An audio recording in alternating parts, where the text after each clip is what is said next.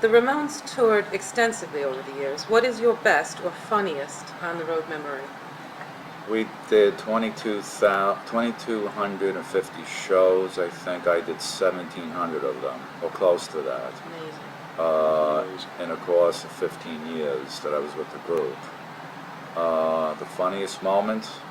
There weren't that funny moments with us.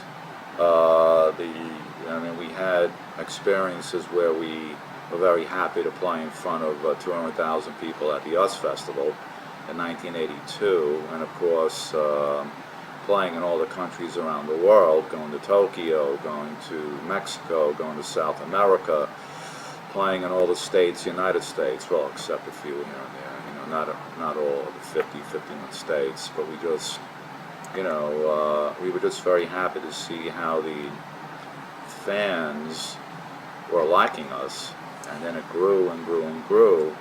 And then the second wave of the punk scene, which included Rancid, Green Day, Offspring, etc., cited us as one of their influences, and we were very happy that bands would come out and say, "Oh yeah, we were influenced by the Ramones." So a lot of bands don't do that. No. Because they want you to think that it's their style, it's their thing, they created it.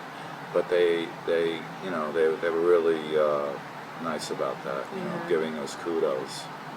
And there's so Funny many more that moments. you're still The influenced. funny moments that I had was with Phil. I mean, going to all the clubs, and the minute he walked in, everybody would part. And there's this 5'4" guy, and they knew his reputation, who he was, and it was just a riot. It was like parting of the Red Sea or whatever it is, So that was one funny moment I remember. And doing rock on high school was funny. Yeah. We'd be filming the movie, and there was this fence around the high school, and all the Ramones fans when me and Dee Dee would go up to the fence to say hello, sign autographs, they would start throwing drugs over the fence, pills, pot, and all this stuff. And they knew Dee Dee was a drug pothead. He would start pocketing everything, putting them in his pocket. And then later on, I would notice his personality change,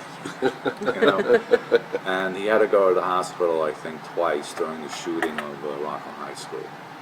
And he was very proud to wear those hospital bracelets, that he was admitted to the hospital. That was funny, and that's just one thing. Was it funny? No, but when you're looking back, those stories were true about Dee Dee.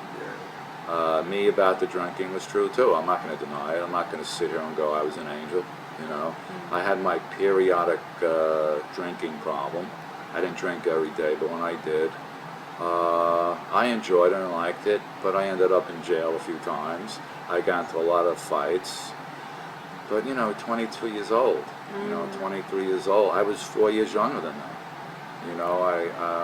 When I did Road to Ruin, I was 22 years old.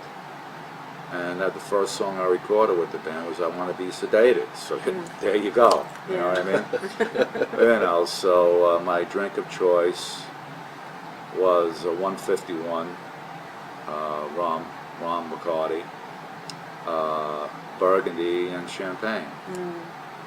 And luckily, when I was asked to leave the group, it was the right thing to do, because I realized playing the drums and being in the business was more important than somebody telling me the next day what I did, because I was in a blackout. And a lot of times I'd wake up with blood on my shirt and stuff, and go, what the hell is that? I would look all over my body, and I'd have no cuts. So I must have hurt somebody, which I feel very bad about. And but you're hanging out with Johnny Thunders, Richard Hell, Jerry Nolan, and they're doing their thing, and no one's an angel. We're hanging out at CBGB's, then we'll talk, taking a walk downtown to Avenue A in the city, and we're talking about the early to late '70s here. Yeah. So it all went with part of what was happening. Yes. Would we have been able to have created that kind of music without those influences? Well, you could compare it to the 60s psychedelic era, where all those bands were taking LSD and smoking tons of pot. Would that, if they didn't do it, would have interfered with their way of writing songs? So, you know, maybe it helped, maybe it hindered, who knows? You know? On the 6th of August, 1996, the Ramones took to the stage for the last time at the Palace, Los Angeles. Can you describe how you felt as you walked off the stage as part of the Ramones for the last time? Relieved. I was relieved. Close to 1,700 shows was enough, and I thought that after 22 years it was time. We were at our peak. We were playing very fast, and a lot of the younger kids liked that. I didn't. I liked a groove, but the band decided we should play faster, because at that time the hardcore thing was in, and you know, at that time we were the fastest band around, so we sped it up, and it was evident on that show how fast we were playing. And when I left, I went back to the hotel. I got 2 quarts of Ben & Jerry's ice cream, ate it, and watched TV. And then next day I went home with our tour manager, my wife, and an A&R guy from Warner Brothers. Okay. And that was it. I don't know what the others did, but then, you know, Joey would call me to, you know, playing with his yearly events at the Ritz Theater. The thing, Lemmy was involved, Debbie Harry, Ronnie Spector, Joan Jett. And, you know, we do that. Then we would do Joey's solo album together, which was good because he was always talking about doing a solo album. And, you know, me and Joey had our fights. We had our ups and downs, but you know what? We always made up. And that's what's important. Families fight, and that's the way it goes, you know. You never pick your families. Yeah. You know what I'm saying? So you can choose your friends, but you can't choose your Exactly. family. Yes. So we were friends and family. So we did the Joey solo album, and out of that came the hit song, which we didn't write, called What a Wonderful World. So that's what it was like the last show.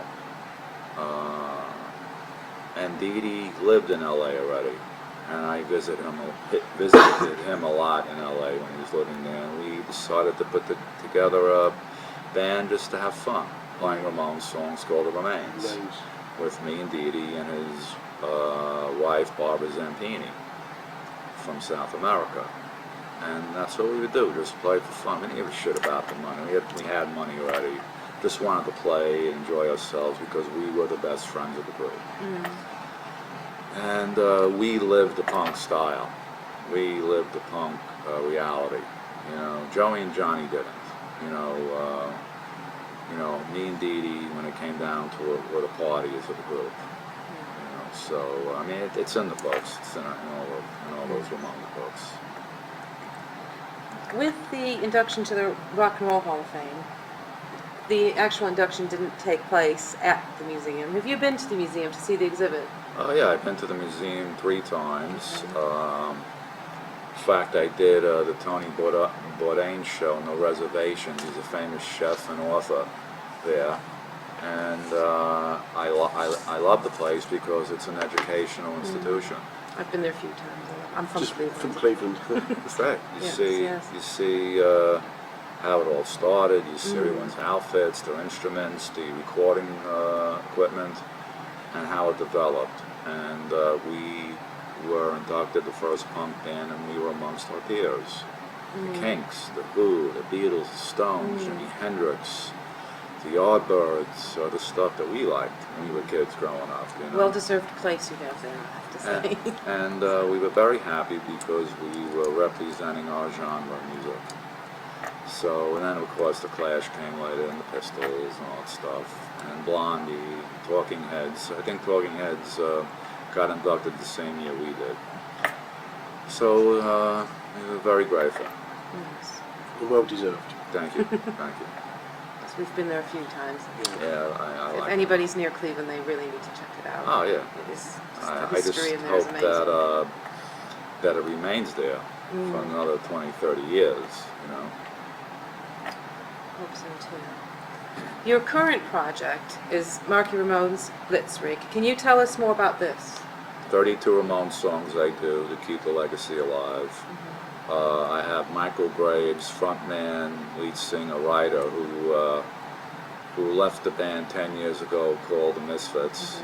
He wasn't happy with them, and he wanted to go out on his own. And he was successful doing acoustic tours on his own, but then I said, let's go electric. So he became my lead singer, and he's a great writer, and we started touring the world, and that's what it is. And we have the same fans the Ramones had. Yes. They're older, but they bring their kids, Yeah. they bring their nephews, and the songs played very well. I made sure of that. And with the Ramones, it was really a thing about rhythm, keeping these eighth notes going with the downstrokes, and the band can do this, and that's very important. You know, you can have a Juilliard graduate saying, well, you know, they weren't technical, but try that. I would always say to the technician, try to do what we did for an hour and 15 minutes and see how tired you'll get after the fourth song. So, you know, that this band, the Blitzkrieg, is able to do this. And we usually get the usual 2 encores that the Ramones got. So, and I'm not saying I'm the only one who keeps the legacy alive, but people in newspapers and articles saying that I am the living legacy of the group, and I'm not. Tommy Ramone is still alive, but he isn't playing Ramones songs in his band, and it's not an electric group, and he's not playing the drums. So that's the difference, you know. And there's a lot of people keeping the legacy alive, you know, in other groups who will play a Ramones song here and there. I saw Willie Nile do Yeah. Ramones Yeah, song when Willie he was Nile's opening great. for the Alarm, and it was brilliant. He's great. Really He asked me to do a few Ramones songs in New York with him, and I'll do anything for Willie. I love his personality. And I did a song with Pearl Jam. I think it was Spain or South America. I believe in Miracles. Eddie's a good friend, and I like his political beliefs. And you know, it's people like that that help keep the legacy alive. But the only Ramone really doing it is myself, because I'm able to do it physically, and being the fact that I was in the band 15 years. So I know the ins and outs of what's required.